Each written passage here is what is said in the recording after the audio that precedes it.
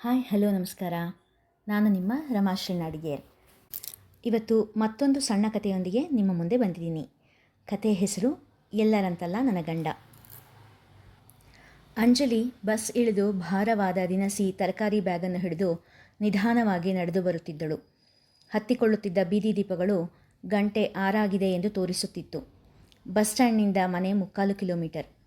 ಸುಸ್ತಾಗಿದ್ದ ಅಂಜಲಿ ಯಾವಾಗ ಮನೆ ಬರುವುದೋ, ಯಾವಾಗ ಸ್ವಲ್ಪ ಕಾಫಿ ಗಂಟಲಿಗೆ ಬೀಳುವುದೋ ಎಂದುಕೊಳ್ಳುತ್ತಾ ನಡೆಯುತ್ತಾ ಹೋಗುತ್ತಿದ್ದಳು.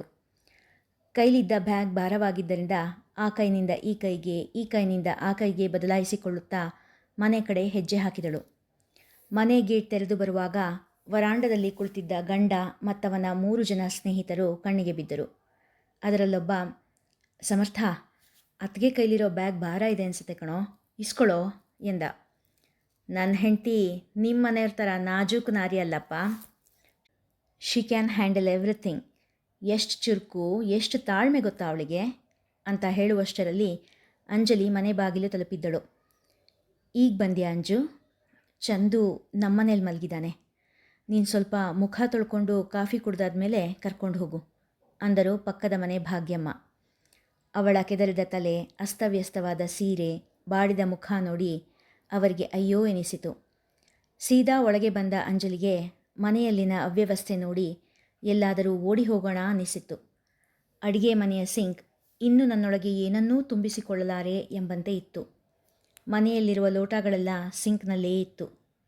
ಮನೆಯ ಆರ್ಥಿಕತೆ ಸುಧಾರಿಸಲಾಗದ ಅಂಜಲಿಯ ಗಂಡ ಸ್ನೇಹಿತರೊಡನೆ ಕೂತು ದೇಶದ ಆರ್ಥಿಕತೆ ಸುಧಾರಿಸಲು ತಗೊಳ್ಬೇಕಾಗಿರೋ ಕ್ರಮಗಳ ಬಗ್ಗೆ ಚರ್ಚೆ ಮಾಡ್ತಾ ಇದ್ದ. ಗಡಿಬಿಡಿಯಿಂದ ಒಳಗೆ ಬಂದ ಸಮರ್ಥ, ಅಂಜು 4 ಲೋಟ ಕಾಫಿ ಮಾಡಿಕೊಡು, ಸ್ವಲ್ಪ ಹೊರಗೆ ಹೋಗಬೇಕು, ನೀನು ಬರಲಿ ಅಂತ ಕಾಯ್ತಾ ಇದ್ದೆ ಎಂದ. ಬತ್ತಿದ ಕಣ್ಣುಗಳಿಂದ ಗಂಡನನ್ನು ನೋಡಿ ಕಾಫಿ ಮಾಡಲು ಹೋದಳು. ಫ್ರಿಡ್ಜ್ನಲ್ಲಿದ್ದಿದ್ದು ಒಂದೇ ಪ್ಯಾಕೆಟ್ ಹಾಲು. ಅದನ್ನು ಕಾಯಿಸಿ ಕಾಫಿ ಮಾಡಿಕೊಟ್ಟಳು. ಕಾಫಿ ಕುಡಿದಾದ ಮೇಲೆ ಸಮರ್ಥ ಹೊರಗೆ ಹೊರಟ.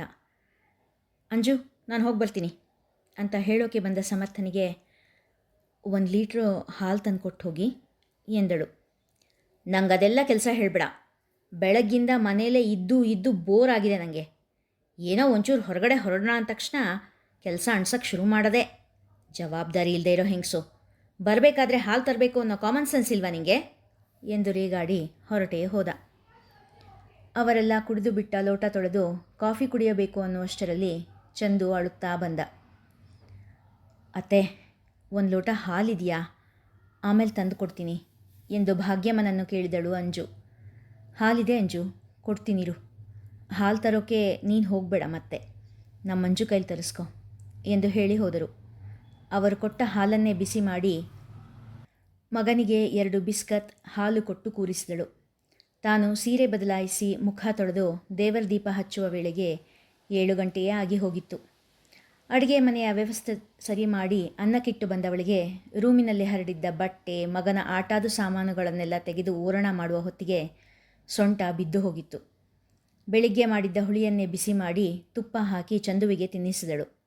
ಮಗನಾಡುವ ಮುದ್ದು ತೊದಲು ಮಾತುಗಳನ್ನು ಕೇಳುತ್ತಾ ಅವನಿಗೆ ಕಥೆ ಹೇಳುತ್ತಾ ಮಲಗಿದವಳಿಗೆ ಯಾವಾಗ ನಿದ್ದೆ ಹತ್ತಿತೋ ತಿಳಿಯಲಿಲ್ಲ. ದಬದಬಾ ಎಂದು ಬಾಗಿಲು ಬಡಿದ ಸದ್ದಿಗೆ ಬೆಚ್ಚಿ ಎದ್ದಳು ಅಂಜಲಿ. ಗಡಿಯಾರ 11 ಗಂಟೆ ತೋರಿಸುತ್ತಿತ್ತು. ಬಾಗಿಲು ತೆಗೆದ ಕೂಡಲೇ, ನೀನೇನು ಕುಂಭಕರ್ಣದ ವಂಶದೋಳಾ? ಎಷ್ಟೊತ್ತಿಂದ ಬಾಗಿಲು ಬಡಿತಾ ಇದ್ದೀನಿ, ತಟ್ಟೆ ಹಾಕು ಬೇಗ, ಹೊಟ್ಟೆ ಸಿಕ್ಕಾಪಟ್ಟೆ ಹಸಿತಾ ಇದೆ ಎಂದು ರೇಗುತ್ತಾ ಬಂದ ಸಮರ್ಥ. ಅವನು ಕೈಕಾಲು ತೊಳೆದು ಬರೋದರೊಳಗೆ ತಟ್ಟೆ ನೀರು ಇಟ್ಟು ಹುಳಿ ಬಿಸಿ ಮಾಡಲು ಇಟ್ಟಿದ್ದಳು ಅಂಜಲಿ. ಅನ್ನ ತಣ್ಣಗಿದೆ, ಮಧ್ಯಾಹ್ನದ್ದೇ ಹುಳಿನಾ? ಒಂದು ಪಲ್ಯನೋ ಒಂದು ಗೊಜ್ಜಾದರೂ ಮಾಡಬಾರ್ದಾ? ಹೋಗಲಿ, 1-2 ಹಪ್ಪಳನಾದರೂ ಕರೆದು ಹಾಕು. ಮಧ್ಯಾಹ್ನನೂ ತಣ್ಣಗಿರೋ ಅನ್ನನೇ, ರಾತ್ರಿ ಕೂಡ ತಣ್ಣನೆ ಅನ್ನನೇ. ಹೀಗೆ 108 ಆಕ್ಷೇಪ ಮಾಡುತ್ತಾ ಊಟ ಮುಗಿಸಿ ತಟ್ಟೆಯಲ್ಲೇ ಕೈ ತೊಳೆದು ಮಲಗಲು ಹೋದ. ಅಂಜಲಿ ಅನ್ನದ ಪಾತ್ರೆ ನೋಡಿದಾಗ ಸ್ವಲ್ಪವೇ ಅನ್ನ ಉಳಿದಿತ್ತು. ಹುಳಿ ಪೂರ್ತಿ ಖಾಲಿಯಾಗಿತ್ತು. ಅನ್ನ ಮಜ್ಜಿಗೆ ಕಲಿಸಿ ತಿಂದು ತಟ್ಟೆ ತೊಳೆದಿಟ್ಟು ಮಲಗಲು ಬಂದಳು ಅಂಜಲಿ. ಸಮರ್ಥ ಗಂಡನ ಹಕ್ಕು ಸ್ಥಾಪಿಸಿ ತನ್ನ ಅವಶ್ಯಕತೆ ತೀರಿದ ಮೇಲೆ ಅವಳೆಡೆ ಬೆನ್ನು ಮಾಡಿ ಮಲಗಿದ. ತನ್ನ ಜೀವನದ ಮೇಲೆ ತನಗೇ ಬೇಸರ ಉಕ್ಕಿತು ಅಂಜಲಿಗೆ. ಉಕ್ಕಿ ಬಂದ ಕಣ್ಣೀರನ್ನು ಒರೆಸುತ್ತಾ ತನ್ನ ಹಿಂದಿನ ದಿನಗಳನ್ನು ನೆನಪಿಸಿಕೊಳ್ಳತೊಡಗಿದಳು. ಗೋಪಾಲ ಸುಮಿತ್ರಾ ದಂಪತಿಗಳಿಗೆ 2 ಮಕ್ಕಳು. ದೊಡ್ಡವಳು ಅಂಜಲಿ, ಚಿಕ್ಕವನು ಅಜಿತ್. ಅಂಜಲಿಗೂ ಅಜಿತ್ಗೂ 10 ವರ್ಷಗಳ ಅಂತರ. ಗೋಪಾಲ ಖಾಸಗಿ ಕಂಪನಿಯಲ್ಲಿ ಕೆಲಸ ಮಾಡುತ್ತಿದ್ದರು. ಹೊಟ್ಟೆ ಬಟ್ಟೆಗೆ ಕಷ್ಟವಿಲ್ಲದೆ ಮಕ್ಕಳ ಓದು ಮದುವೆಗೆ ಎಂದು ಪುಟ್ಟ ಗಂಟು ಕೂಡಿಸಿಡುತ್ತಿದ್ದರು. ಅಂಜಲಿ ಡಿ.ಎಡ್ ಮಾಡಿಕೊಂಡು ಸರ್ಕಾರಿ ಶಾಲೆಯಲ್ಲಿ ಟೀಚರಾಗಿ ಕೆಲಸಕ್ಕೆ ಸೇರಿಕೊಂಡಳು. ಕೆಲಸಕ್ಕೆ ಸೇರಿದ ಕೂಡಲೇ ವರಾನ್ವೇಷಣೆ ನಡೆದು ಕಿರಣ ಎನ್ನುವ ಹುಡುಗನ ಜೊತೆಗೆ ಮದುವೆ ನಿಶ್ಚಯವಾಯಿತು. ಕಿರಣನ ಸ್ನೇಹಿತನೇ ಸಮರ್ಥ್. ಹೆಣ್ಣು ನೋಡುವ ಶಾಸ್ತ್ರದಿಂದ ಹಿಡಿದು ಪ್ರತಿ ಕಾರ್ಯದಲ್ಲೂ ಕಿರಣನ ಜೊತೆಗೆ ಇದ್ದವನು ಸಮರ್ಥ. ಕಿರಣನ ತಾಯಿ ತಂದೆ ವರದಕ್ಷಿಣೆ ಏನೂ ಬೇಡ, ಆದರೆ ಮದುವೆ ಮಾತ್ರ ತುಂಬ ಭರ್ಜರಿಯಾಗಿ ಮಾಡಿಕೊಡಬೇಕು ಎಂದರು.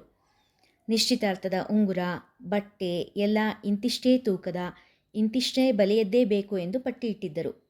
ಆಗ ಎಲ್ಲದಕ್ಕೂ ಜೊತೆ ಇದ್ದವನು ಸಮರ್ಥ. ತುಂಬ ಗಳಾಬಿಳಿಯಾಗಿ ಎಲ್ಲರೊಡನೆ ಬೆರೆತು ನಗುನಗುತ್ತಾ ಓಡಾಡುತ್ತಿದ್ದ. ಸುಮಿತ್ರಮ್ಮನ ತಂಗಿಯ ಮಗಳೊಬ್ಬಳು ಮದುವೆ ವಯಸ್ಸಿನವಳದ್ದರಿಂದ ಸುಮಿತ್ರಮ್ಮ ಅವನ ಬಗ್ಗೆ ಎಲ್ಲ ವಿಚಾರಿಸಿಕೊಂಡಿದ್ದರು. ಸುಮಿತ್ರಮ್ಮ ಗೋಪಾಲನಿಗೆ, ನೋಡಿ, ಕಿರಣನ್ ಗೆಳೆಯ ಇದ್ದಾನಲ್ಲ ಸಮರ್ಥ, ಅವನನ್ನು ನಮ್ಮ ಭಾರತಿ ಮಗಳಿಗೆ ವಿಚಾರಿಸ್ಬೋದು ರೀ. ಗೋತ್ರ ನಮ್ಮ ಕಿರಣಂದೆ, ಅಪ್ಪ ಅಮ್ಮ ಯಾರೂ ಇಲ್ಲ, ಅಕ್ಕ ಒಬ್ಳಿದಾಳಂತೆ, ಅವಳದು ಕೂಡ ಮದುವೆ ಆಗಿದೆಯಂತೆ, ಅಪ್ಪ ಮಾಡಿಟ್ಟ ಮನೆ ಬಾಗಿಲು ಎಲ್ಲ ಇದೆಯಂತೆ. ಈಗ ಸದ್ಯಕ್ಕೆ ಪಕ್ಕದಲ್ಲೇ ಇರೋ ಚಿಕ್ಕಮ್ಮನ ಮನೆಯಲ್ಲೇ ಊಟ ತಿಂಡಿ ಎಲ್ಲ ನಡೀತಾ ಇದೆಯಂತೆ. ಪದೇ ಪದೇ ಕಾಫಿ ಕುಡಿಯೋದು ಬಿಟ್ಟರೆ ಬೇರೆ ಏನೂ ದುರಭ್ಯಾಸ ಇಲ್ವಂತೆ ಎಂದರು. ಗೋಪಾಲಣ್ಣ ನಗುತ್ತಾ, ಪರವಾಗಿಲ್ವೇ, ಇಷ್ಟೆಲ್ಲ ವಿಚಾರಿಸಿದೀಯಾ? ಆಗಲಿ, ನಮ್ಮ ಅಂಜು ಮದುವೆ ಮುಗಿದ ಕೂಡಲೇ ಅವನ ವಿಷಯದಲ್ಲಿ ಮುಂದುವರಿಯೋಣ. ಇನ್ನೂ ಕೆಲಸ ಕಾರ್ಯ ಗುಣ ನಡತೆ ಇದ್ರ ಬಗ್ಗೆ ಎಲ್ಲ ವಿಚಾರಿಸ್ಬೇಕಲ್ಲ, ಅದೆಲ್ಲ ನೋಡಿ ಮುಂದುವರಿಯೋಣ. ಈಗ ಮೊದಲು ಮಗಳ ಮದುವೆ ಕಡೆ ಗಮನ ಕೊಡು ಎಂದರು. ಕಿರಣ ಹಾಗೂ ಅಂಜಲಿಯ ಮದುವೆ ದಿನ ಹತ್ತಿರ ಬರುತ್ತಿತ್ತು. ಸುಮಿತ್ರಾ ಅವರಿಗೆ ಕಿರಣನ ತಂದೆ ತಾಯಿಯ ನಡವಳಿಕೆ ಸ್ವಲ್ಪ ಅತಿ ಎನ್ನಿಸುತ್ತಿತ್ತು. ಸೀರೆ ಅಂಚು ಸಣ್ಣದಾಯಿತು, ಬೆಳ್ಳಿ ಪಾತ್ರಗಳ ತೂಕ ಕಡಿಮೆ, ಹೀಗೆ ಎಲ್ಲ ವಿಷಯಕ್ಕೂ ಕೊಂಕು ತೆಗೆಯತೊಡಗಿದರು. ಮದುವೆ ದಿನವಂತೂ ಬೆಳಿಗ್ಗೆ ತಿಂಡಿಯಂತಹ ಸಣ್ಣ ವಿಷಯಕ್ಕೆ ಶುರುವಾದ ಜಗಳ ಮದುವೆ ನಿಲ್ಲಿಸುವ ಮಟ್ಟಕ್ಕೆ ಹೋಯಿತು. ಕಿರಣನೂ ಕೂಡ ಅವರ ತಂದೆ ತಾಯಿಯ ಹಾದಿಯನ್ನೇ ಅನುಸರಿಸಿದ. ಮದುವೆ ಮಂಟಪದಲ್ಲಿ ಮದುವೆ ನಿಂತು ಹೋಯಿತು ಅಂದರೆ ಮತ್ತೆ ತಮ್ಮ ಮಗಳಿಗೆ ಕಂಕಣ ಭಾಗ್ಯ ಕೂಡಿ ಬರುವುದೋ ಇಲ್ಲವೋ ಎಂಬ ಆಘಾತದಲ್ಲಿ ಗೋಪಾಲಯ್ಯ ಕುಸಿದರು. ಆಗ ಅಲ್ಲೇ ಇದ್ದ ಸಮರ್ಥ, ಯಾರ ಅಭ್ಯಂತರವೂ ಇಲ್ಲದಿದ್ದರೆ ನಾನೇ ಅಂಜಲಿಯನ್ನು ಮದುವೆಯಾಗುತ್ತೇನೆ ಎಂದು ಹೇಳಿ ಮದುವೆಯಾದನು. ಅಂದಿನ ಇಕ್ಕಟ್ಟಿನ ಪರಿಸ್ಥಿತಿಯಲ್ಲಿ ಅಂಜಲಿಯ ಕೈ ಹಿಡಿದ ಸಮರ್ಥ ಎಲ್ಲರಿಗೂ ದೇವರಾಗಿದ್ದ. ಸಮರ್ಥನ ನಿಜಗುಣದ ಅರಿವಾಗಿದ್ದು ಅಂಜಲಿಗೆ ಮಾತ್ರ, ಅದು ಮದುವೆಯಾಗಿ 6 ತಿಂಗಳ ನಂತರ. ಮದುವೆ ಸಮಯದಲ್ಲಿ ಯಾವುದೋ ಕಾರ್ಖಾನೆಯಲ್ಲಿ ಕೆಲಸ ಮಾಡುತ್ತಿದ್ದ ಸಮರ್ಥ 3 ತಿಂಗಳಲ್ಲೇ ಮಾಲೀಕರ ಬಳಿ ಜಗಳವಾಡಿ ಕೆಲಸ ಬಿಟ್ಟು ಬಂದಿದ್ದ. ಮತ್ತೆ 6 ತಿಂಗಳಲ್ಲಿ ಇನ್ನೆರಡು ಕೆಲಸ ಬಿಟ್ಟಿದ್ದ. ಅಂಜಲಿಗೆ ಸರ್ಕಾರಿ ನೌಕರಿ ಇದ್ದದ್ದು ಸಮರ್ಥನಿಗೆ ವರದಾನವಾಗಿತ್ತು. 2-3 ತಿಂಗಳು ಕೆಲಸ ಮಾಡೋದು ಬಿಡೋದು, ಮನೆಯಲ್ಲೇ ಸೋಂಬೇರಿಯಾಗಿ ತಿಂದು ಉಂಡು ಆರಾಮಾಗಿ ಇರುವುದು, ಇಷ್ಟೇ ಅವನ ಹಣೆ ಬರವಾಯಿತು. ಮನೆಯ ಯಾವ ಕೆಲಸದಲ್ಲೂ ಅಂಜಲಿಗೆ ನೆರವಾಗುತ್ತಿರಲಿಲ್ಲ. ಇದರ ಮಧ್ಯೆ ಚಂದು ಹುಟ್ಟಿದ. ಅಂಜಲಿಗೆ ಸ್ವಲ್ಪ ದೂರದ ಶಾಲೆಗೆ ವರ್ಗವಾಯಿತು. ಬೆಳಿಗ್ಗೆ 8ಕ್ಕೆ ಮನೆ ಬಿಟ್ಟರೆ ಸಂಜೆ 6 ಗಂಟೆಗೆ ಮನೆಗೆ ಬರುತ್ತಿದ್ದಳು.